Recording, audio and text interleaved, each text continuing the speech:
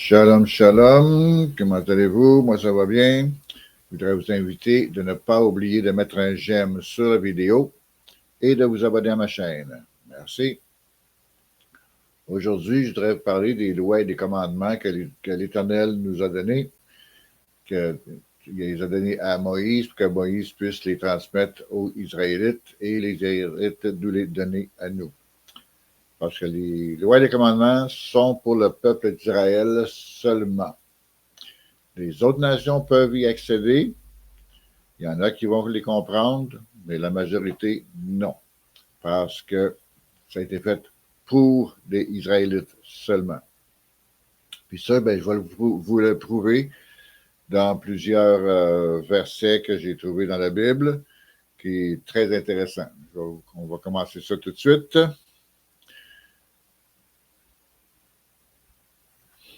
On va commencer avec 2 Samuel. C'est dans 2 Samuel, juste ici. OK? Ça dit ici que le peuple d'Israël est le peuple de l'Éternel. Écoutez bien ça. Est-il sur la terre une seule nation qui soit comme ton peuple, comme Israël, que Dieu est venu racheter pour former son peuple? Dieu est venu racheter Israël pour former son peuple à lui. OK? Ce n'est pas le peuple de quelqu'un d'autre. C'est marqué le 2 Samuel 7, verset 23.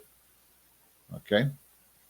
Puis dans 24, ça dit, tu as affermi ton peuple d'Israël pour qu'il fût ton peuple à toujours. Et toi, Éternel, tu es devenu son Dieu. Y a-t-il d'autres choses qui est écrites là-dedans que moi je ne comprends pas, là? Y a-t-il quelque chose?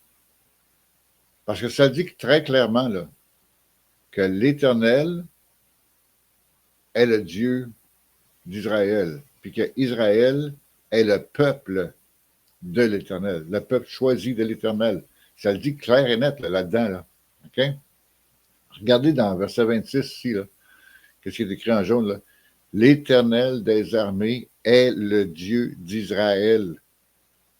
Allez voir dans votre Bible, là. C'est pas moi qui l'invente, c'est écrit là.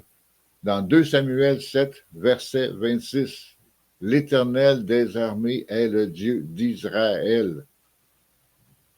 Allez pas chercher, puis c'est-tu marqué qu'il est le Dieu de tout le monde? Non. C'est le Dieu d'Israël. Puis quand on parle d'Israël, encore, je le dis tout le temps, Israël, on ne parle pas du pays, ni de la ville, ni de la contrée, whatever. On parle de Jacob, qui lui est devenu Israël après s'avoir battu contre un ange de Dieu toute la nuit. Puis Jacob a gagné, et depuis ce temps-là, l'Éternel lui a dit que tu ne t'appelleras plus Jacob, mais tu vas t'appeler Israël. Puis les fils à Israël sont devenus les 12 tribus d'Israël. Okay? Alors, quand on parle du peuple d'Israël, c'est tous les descendants d'Israël. Tous ses descendants. Pas seulement sa famille à lui, là, tous les descendants, tout, jusqu'à aujourd'hui et jusqu'à plus tard. OK? Ça, c'est ce que j'ai trouvé dans 2 Samuel. J'en ai d'autres. OK? Je vais vous montrer ça. Attendez juste 2 secondes. Je vais vous montrer ça. On va aller dans Deutéronome. Dans Deutéronome, ici. Deutéronome 10, verset 12. Maintenant, Israël, que demande de toi l'Éternel? OK, l'Éternel demande quelque chose à Israël. OK, c'est quoi qu'il demande? L'Éternel, ton Dieu, OK? Si ce n'est que tu craignes l'Éternel, ton Dieu, afin de marcher dans toutes ses voies, d'aimer et de servir l'Éternel, ton Dieu, de tout ton cœur et de toute ton âme. Non, pas grand-chose, hein? L'Éternel demande à Israël de l'aimer, de le servir. C'est tout. Aimer l'Éternel, servir l'Éternel. Pour servir l'Éternel, il faut parler de lui, il faut faire du travail, comme que moi je fais présentement, OK? Il y a plusieurs façons de le faire, OK? Je vais en parler de bouche à oreille, OK? Aujourd'hui, avec tout ce qui se passe dans le monde, c'est un peu compliqué, mais ça se fait encore, OK? Regardez au verset 15, qu'est-ce que ça dit ici, là? OK?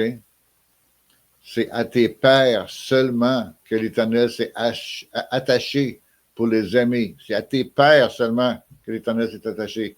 Et après eux, c'est leur postérité. C'est vous qui l'avez choisi d'entre tous les peuples. OK? L'Éternel a choisi le peuple d'Israël depuis ce temps-là jusqu'à aujourd'hui, jusqu'à la fin. OK?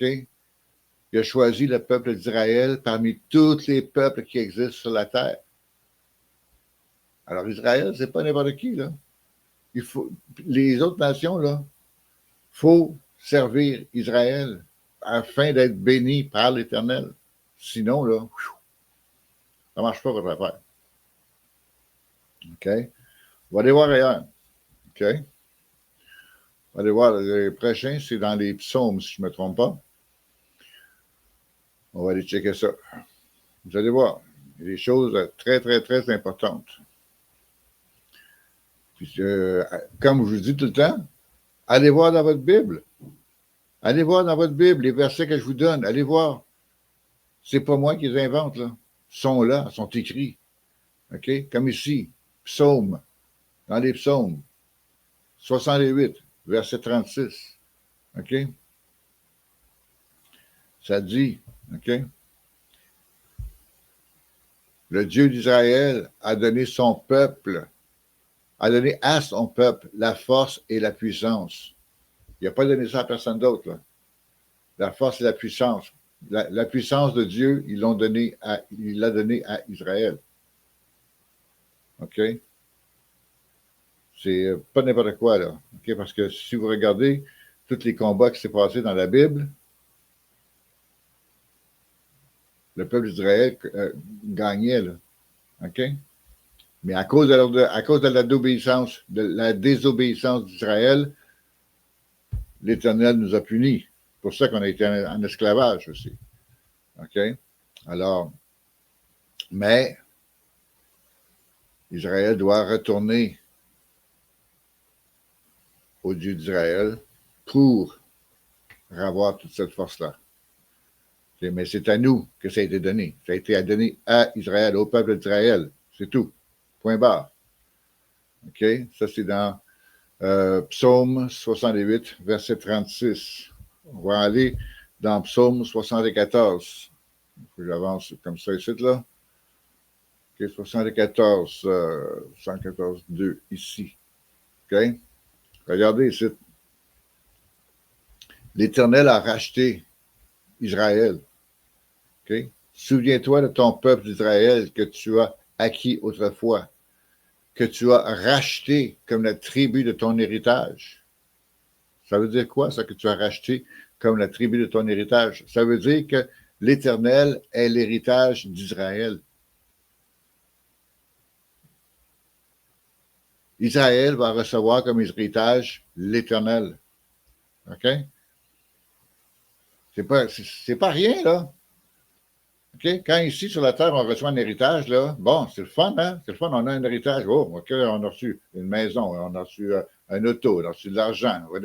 Mais là, Israël, quand tout va être fini au complet, Israël va recevoir comme héritage l'Éternel. C'est pas rien, là. L'Éternel va servir Israël. OK? Ça, c'est dans Psaume 74. Regardez, là, c'est écrit en haut, là, Psaume 74. Là, allez voir dans votre Bible aussi. Vous allez voir, c'est écrit la même chose, là. C'est écrit la même chose, là. Là, on va aller voir dans Psaume 147. Un peu plus loin. On va aller voir. Il va passer. Ici. Bon. Puis ici, ça dit quoi? Psaume 147, verset 19 et verset 20. OK? Il révèle sa parole à Jacob. Jacob, c'est qui? C'est Israël. Il révèle sa parole à Jacob, ses lois et ses ordonnances à Israël. Vous voyez? C'est à lui qui a donné ça pour que nous, on puisse les revoir. OK? Puis, c'est marqué dans 20, il n'a pas agi de même pour toutes les nations. Elles ne connaissent pas ses ordonnances, elles ne connaissent point ses ordonnances. OK? Louez l'Éternel. OK?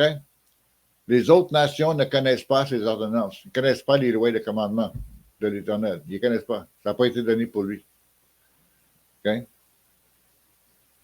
Alors, les lois et les commandements, ça a été donné à Israël seulement. OK? Puis je vous l'ai montré tantôt. OK? Que l'Éternel aime Israël seulement. C'est à ses pères seulement et à sa postérité qui s'est joint pour les aimer. OK? Alors, c'est à Israël. Quand on parle du Dieu d'Israël, c'est le Dieu d'Israël. C'est pas le Dieu de je ne sais plus trop qui. Le Dieu des Mormons, non. Le Dieu des témoins de Jéhovah, non. Le Dieu d'Israël, qui lui était Jacob. Jacob, qui était le fils d'Isaac. OK?